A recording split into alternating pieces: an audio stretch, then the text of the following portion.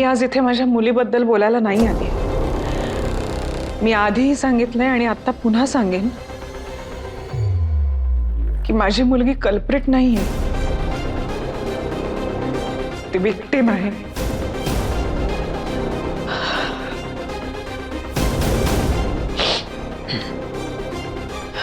मी इथे माझ्या सख्या पुतण्याविषयी बोलायला आली। नीता मिरजकर, माझी सख्खी जाऊ, तिचा मुलगा विराज, त्याच्या शाळेच्या बॅगमध्ये एक ड्रग्सची पुडी सापडली। तो याच शाळेत शिकतो जिथे तुमच्या सगळ्यांची मुलं शिकतात।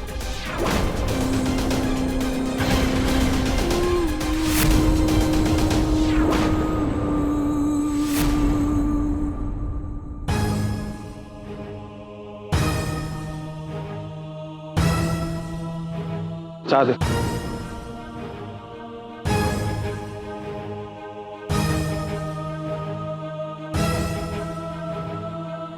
सर सर सर काय झालंय सर? सर अहो ओ सर अहो एवढी खारी नका ना खाऊ सर, ऐका ना हो।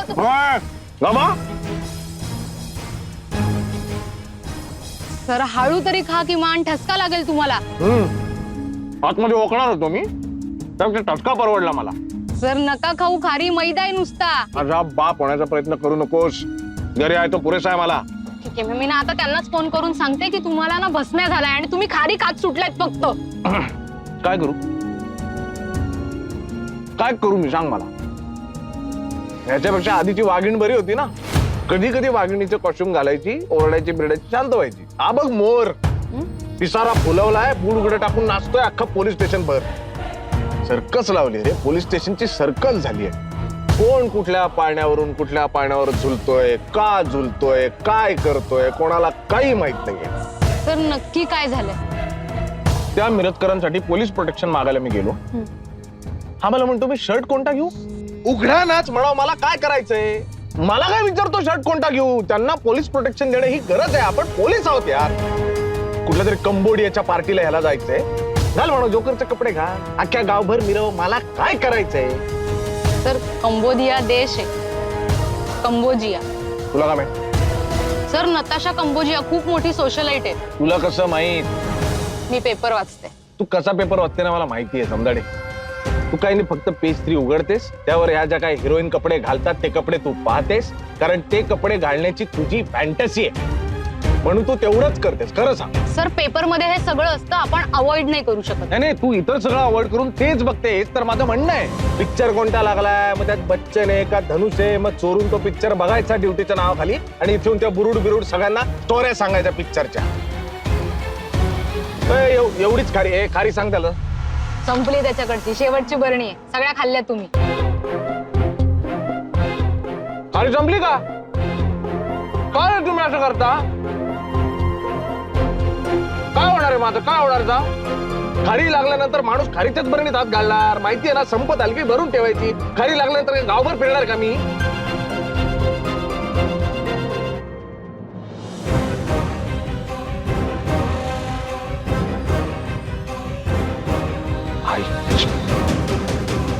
सर काय झालंय? उरलेली खारी शिल्लक ठेवायला सांग त्याला। पैसे दे, सुट्टे पैसे परत घे, मी आल्यावर हिशोब सर विचार। कुठे चाललेत सर? हे घे, यांचा अर्धा पगार ह्याच्यावरती जाणार आहे बहुतेक। विराज हा साधा सरळ, त्याच्या वयाची 4 मुलं जशी वागतील ते सगळं करणारा असा मुलगा। आज त्याच्या हातामध्ये ही पुडी आली, त्यात त्याचा काहीच दोष नाहीये।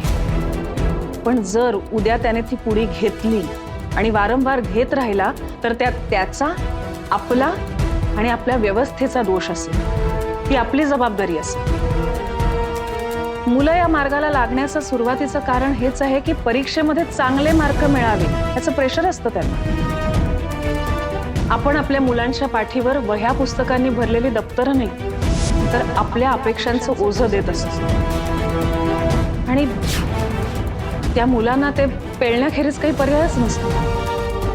माझं हे विधान तुम्हाला थेट आणि बोचरं वाटेल, पण आपली मुलं समोरनं आपल्याला काही बोलत नाही, उलट उत्तरं देत नाहीत। ह्याचा अर्थ ती आपलं ऐकतायत, आपण त्यांच्यावर चांगले संस्कार केले तसं आपल्याला वाटायला लागतं.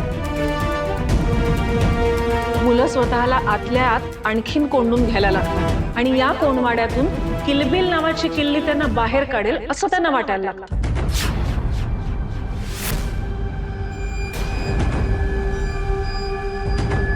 चकित झालात ना? पण किलबिल हे कुठलंही लहान मुलांच्या मनोरंजनाचं साधन किंवा कॉमिक्सचं नाव नाहीये. किलबिल हे एक ड्रग आहे, अंमली पदार्थ आहे.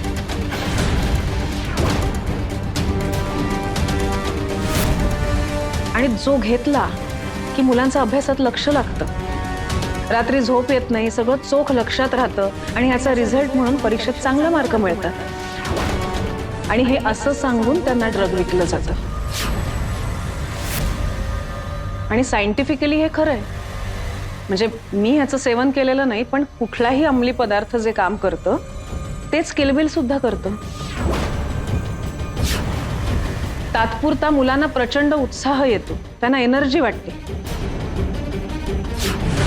मुलांना वाटतं जादू झाली, हे घेतल्यामुळे आपला अभ्यास होतोय, आपल्याला चांगले मार्क्स मिळतायत. पण त्यांच्याही नकळत त्यांच्या कोवळ्या शरीरावर परिणाम होत असतो. हे ड्रग अतिशय स्वस्त आहे. 150-200 रुपयाला एक पुडी मिळते 20 ग्रॅमची. आणि त्या पुडीतली पांढरी पावडर चिमूटभर सुद्धा पुष्कळ असते. हे इतकं स्वस्त असल्यामुळे मुलं सहज विकत घेतात. कारण आजकाल आपण त्यांना पॉकेट मनी म्हणून 100-500 रुपये अगदी सहज देतो. आपल्याला काय वाटतं की ही मुलं जंक फूड खातील, कोल्ड्रिंक घेतील. आणि ज्या मुलांना पॉकेट मनी मिळत नाही ते सुद्धा आईच्या पाकिटातनं 100-200 रुपये आरामात चोरतात. सोपं असतं त्यांच्यासाठी ते. ह्या पैशांनी ही मुलं ते व्यसन आणि स्वतःचं मरण विकत घेतात.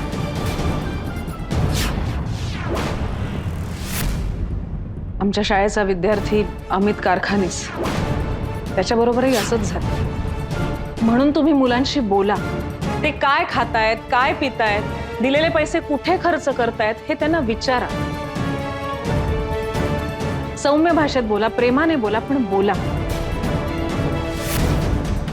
एक लक्षात ठेवा, नशेला औषध म्हणून विकलं तर त्याचा खप जास्त होतो.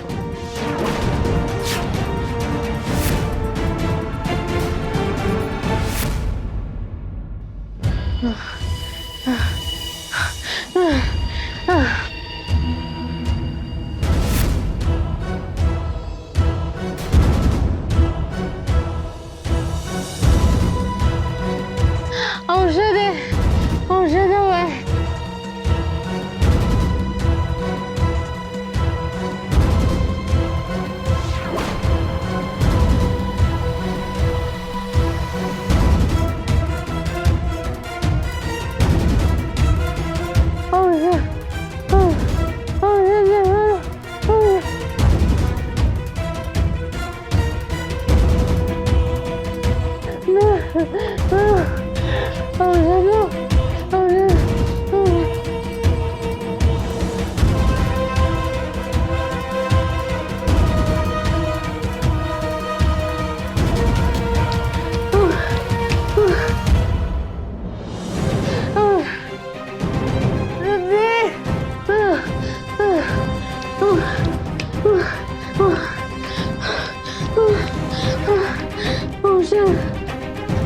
छायला या झेलेच्या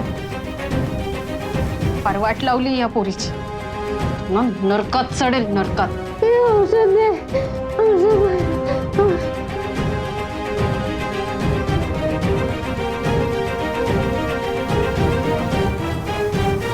या नरकातून आपण आपल्या मुलांना बाहेर काढू शकतो का मला माहित नाही. या ड्रग्स पर्यंत मुलं पोहोचणारच नाहीत का तेही आपल्या हातात नाही.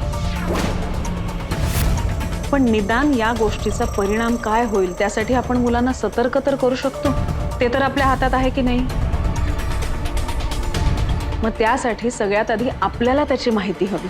आपल्या मुलांच्या आयुष्यातलं हे वास्तव आहे, त्याच्याकडे दुर्लक्ष करून नाही चालणार. आपलं मूल काहीच करत नाही, ते कधी काही करणारच नाही, असा विचार करूनही नाही चालणार. हे असं होणं टाळण्यासाठी उपाय आहेत. सोपे नाहीत पण करावे लागतील. सगळ्यात आधी आपण आपल्या मुलांना आपल्या अपेक्षांच्या ओझ्यातून मुक्त करायला हवं. आपण त्यांच्याशी बोलायला हवं.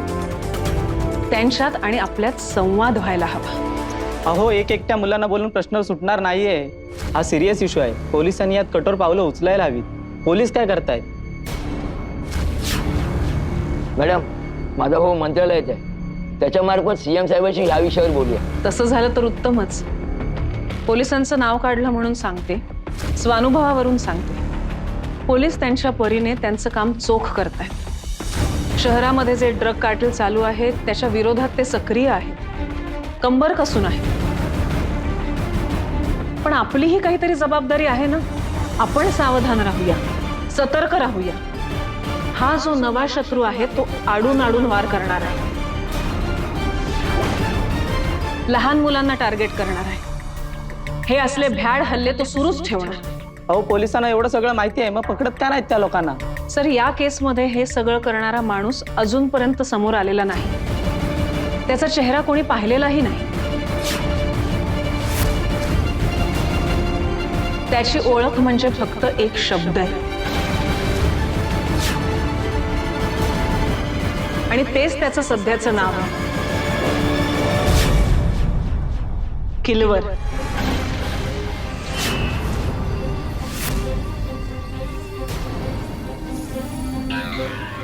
किलवर हाच शहरातल्या ड्रग कार्टेलचा प्रमुख आहे. हो, आम्ही ऐकलंय बातम्यांमध्ये. करेक्ट. मला तुम्हाला सगळ्यांना हीच महत्वाची गोष्ट सांगायची आहे की हे नाव तुम्ही कुठेही कुठल्याही कारणाने ऐकलं, या संदर्भातलं तुम्हाला काही दिसलं किंवा तुमच्या मुलाच्या तोंडून जर तुम्ही हे नाव ऐकलं तर तुम्ही अलर्ट राहा.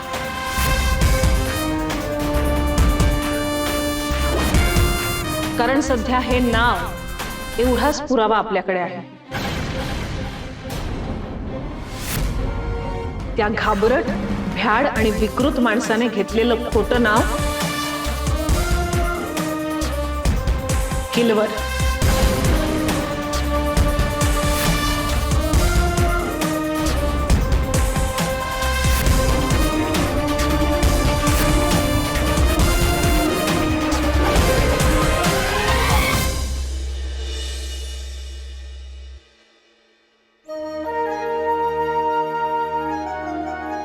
वहिनी, हां, खाऊनच जा ना.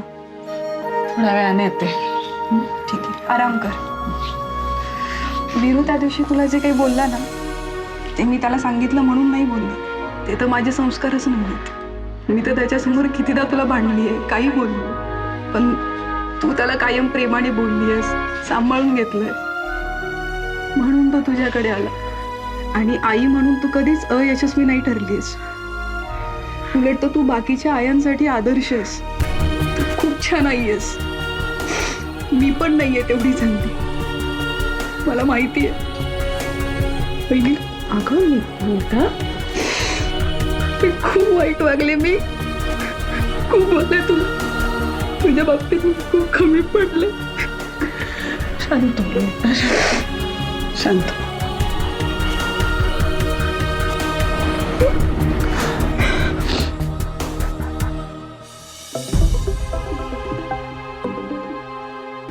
हा श्रद्धा, बोल.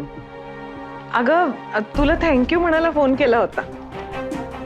श्रद्धा, प्लीज, नो फॉर्मॅलिटीज, प्लीज. नाही ग, तुझ्यामुळे खरंच खूप मदत झाली.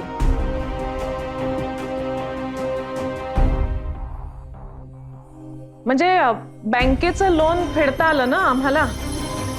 या अशा परिस्थितीमध्ये खूप टेन्शन आलं होतं ग. तुझी मदत खरंच खूप महत्वाची आहे.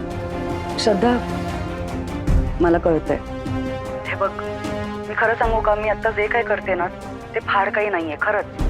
आणि मला माहितीये की तू आत्ता स्पष्ट बोलू शकत नाहीयेस, पण मी बोलू शकते. त्यामुळे फक्त ऐक. आई बाबा इथे मजेत आहे. हो, आला, मला अंदाज आला. खूप छान रमलेत अगं ते इथे. आणि खरं सांगू का, माझ्या आईला पण इतकं बरं वाटतंय ना की ते दोघं इथे आहेत म्हणून. एरवी कोणी येत नाही ना आमच्या घरी, त्यामुळे कंटाळून जाते ती. पण या निमित्ताने जरा वेगळे चेहरे तिला बघायला मिळतात. हा म्हणजे निमित्त हे नसतं तर बरं झालं असतं, पण नाही, कळतंय मला. वाईट गोष्टीतून सुद्धा आपण काहीतरी चांगलं शोधण्याचा प्रयत्न करत असतो, नाही? राईट. बरं ऐक, मी तुला एक मेसेज पाठवलाय. काही गोष्टी त्यांना लागणार आहेत ना, त्या फक्त पाठवून दे. ऍक्च्युली ऐक, अभयच्या हाती नको पाठवूस, किंवा रादर डायरेक्टली कोणाच्याच हाती नको पाठवूस. हा येईल ना, अक्षय. काय आहे, तो सध्या ही असे सगळे बँकेची कामं व्यवहार सगळं शिकतोय ना, तो येईल की रिसीट घ्यायला. ओके, चालेल. ठेवू मी? हो, बाय. थँक्यू. हा, या, बाय.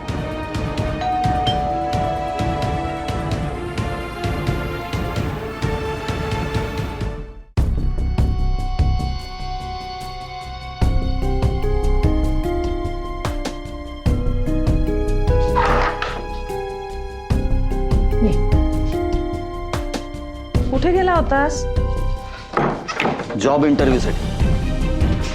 जॉब? हो, त्याच्याही मागे लागायला हवं ना. आपल्या लक्षात येत नाहीये या सगळ्या दबगड्यात पैसे संपत चाललंय. घर तुझ्या सॅलरीवर आणि जे काय थोडं सेव्हिंग होतं त्याच्यावर चाललंय. सेव्हिंग संपायला आलेत. नाकातोंडाशी पाणी आलंय, हातपाय मारावे लागतील.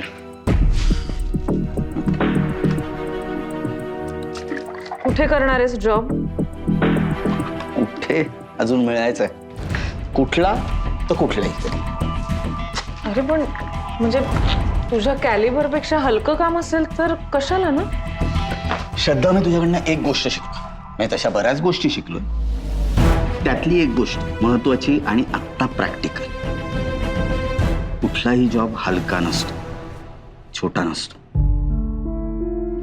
अडचणीच्या वेळेस ज्या गोष्टींचा आधार वाटतो ना, त्या सगळ्या गोष्टी महत्वाच्या असतात आणि व्हॅल्युएबल असतात. नको काळजी करू. छान करशील, खात्री आहे मला. थँक्यू. चहा टाकू? दमला असेल ना? हां, एक मिनिट. बोलण्याच्या नादात विसरून गेलो. हो. अरे हे मी